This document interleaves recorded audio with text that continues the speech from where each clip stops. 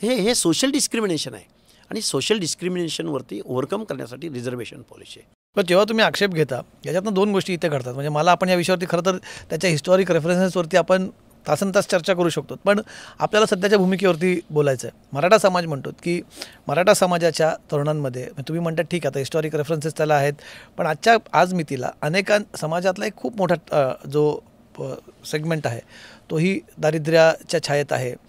त्यांनाही आजच्या तारखेला करायचं. आपण थोडंसं कालानुरूप विचार करूया.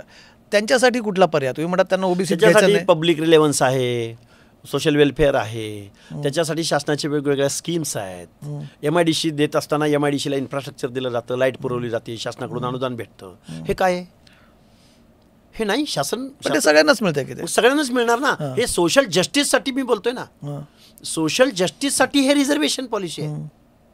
ही रिझर्वेशन पॉलिसी खाजगी कारखानदारीमध्ये कुठं आहे? पण महाराष्ट्रामधल्या अर्ध्याहून जास्त लोकसंख्येला म्हणजे ओबीसींना आणि भटक्या विमुक्त जाती जमातींना त्यांच्या सामाजिक न्याय हक्काच्या योजनासाठी फक्त 1% बजेटरी तरतूद आहे. 1%च्या वर आजपर्यंत महाराष्ट्र एकाही बजेटमध्ये गेलेला नाही. पूर्ण जबाबदारीनं आणि पूर्ण दाव्यानिशी सांगतो, हा जर माझा दावा चुकत असेल कुणीही कधीही यावं.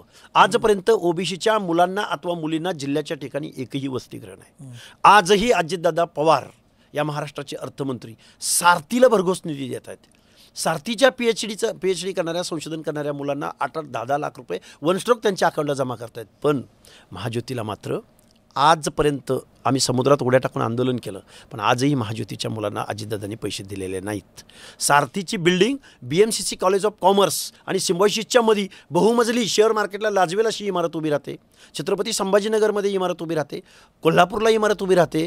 पण महाज्योतीच्या कार्यालयासाठी 1000 स्क्वेअर फुटाचं ऑफिस भाड्यानं याच अजितदादा पवारांनी अलाव केलं आहे. गव्हर्नमेंट रिझोल्युशन मात्र काय की जे सारथीला तेच बार्टीला, तेच तारतीला, तेच महाज्योतीला. किती दुजाभाव असावा.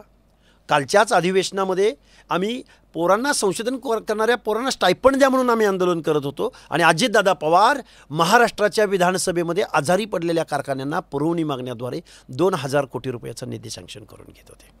म्हणजे निवडणुका संपल्या की महाराष्ट्रामध्ये कारखान्यांना हुडहुडी भरते. कारखाने आजारी पडतात निवडणुका झाल्या की. कशाबद्दल पडतात आजारी? कुणामुळं पडतात? आजारी पडणं म्हणजे नक्की काय की ज्याला आमच्या कष्टाचे आम्ही निराचा घाम गाळून या महाराष्ट्रातल्या 13-14 करोड जनतेने जो टॅक्स भरला आहे, जी तिजोरी महाराष्ट्राच्या मुंबईमध्ये ठेवली, त्या तिजोरीच्या चाव्या ज्या अजितदादा पवारांकडे गेलेत ते फक्त कारखानदारांच्या हिताचं धोरण राबवणार. पण अजित पवार तुम्ही म्हणतात की अजित पवार दुजाभाव इथे करतात, सरकारचा भाग आहेत, मग एक प्रकारे सरकारच दुजाभाव करते हा तुमचा आरोप आहे? प्रश्नच नाही. बाय डिफॉल्ट याची जबाबदारी महाराष्ट्राच्या मुख्यमंत्र्यावर जाते. आम्हाला एवढं कळत नाही का? पण त्याच मुख्यमंत्र्यांनी आम्ही एवढ्या वेळी टाहो पडून ओरडतोय, त्या मुख्यमंत्र्यांनी कधी विचारलं असेल का या अजितदादा पवारांना, अरे यार देऊन टाका ना त्या महाज्योतीचे काय असतील तो निधी, योजना बंद केलेत आता महाज्योतीच्या. म्हणजे असं असेल तर हा कसा फुलेशाहू आंबेडकरांचा महाराष्ट्र असेल? पण मग मनोज जरांगेंच्या बाबत सरकार पटकन भूमिका घेतं. मनोज जरांगे पाटील जेव्हा आंदोलन करतात तेव्हा सरकार त्यांच्या आंदोलनासाठी गेलेला, स्वतः मुख्यमंत्री गेले उपोषण सोडवायला, यावर्षी सरकारचे एक वरिष्ठ मंत्री जातात. तुम्हाला वाटतं हा सरकारने काय सामाजिक न्यायाच्या भूमिकेतून घेतलेला निर्णय का त्या दबावाखाली येऊन दबावा लीन होऊन आगतिक होऊन दबावाला बळी पडून घेतलेला हा निर्णय आहे? का झुंड मुंबईला वेठीस धरणं आणि मराठा कम्युनिटी ही त्यांचं प्रोबेशन राजकारण आहे.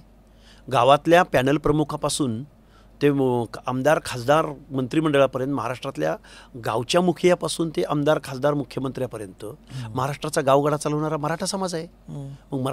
मग हे मराठा समाजाला OBC मधून टाकणं हे इथल्या संविधानाला मान्य नाही, इथल्या न्यायालयानं मान्य नाही.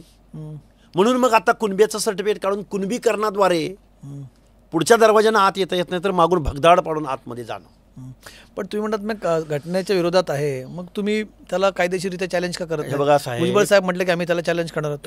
हे बघा साहेब, कायद्यात तर चॅलेंज करूच आम्ही. सामान्य नागरिकही चॅलेंज करेल, एका PIL द्वारे सुद्धा चॅलेंज होऊ शकतं आणि ते चॅलेंज करतील. आमची ती लिगल टीम आहे, करतील.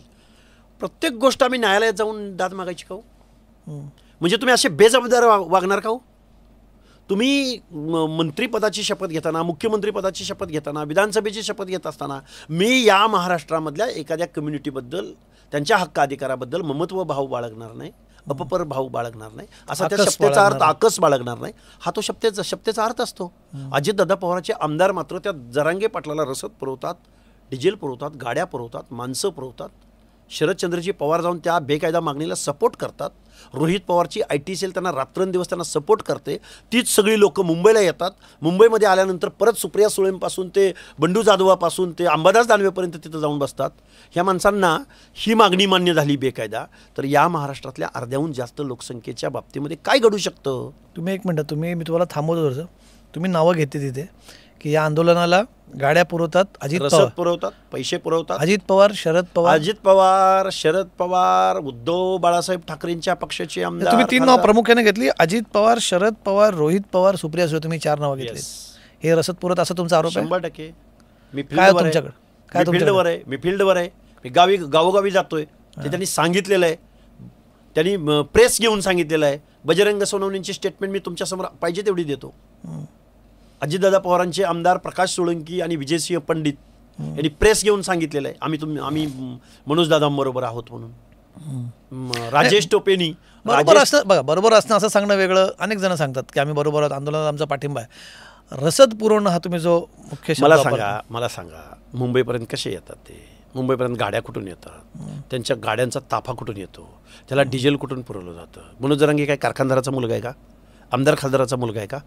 हे हलतं कुठून सगळ्या गोष्टी? कार्यकर्ते असतील. कार्यकर्ते तर आहेतच, पण एका आमदारानं 10-10, 15-15 लाख रुपये. जनतेत चर्चा आहे. आमच्या आंदोलनाला बघा हाके आले, माणसं किती, गर्दीचा उच्चांक, चेंगराचेंगरी, असंच म्हणलं आम्हाला हिनवलं जातं. आंदोलन करताना हे सामाजिक दुजाभाव आमच्याबरोबर. अजितदादा पवार म्हणतात हे मला त्याच्यावर बोलायचं नाही.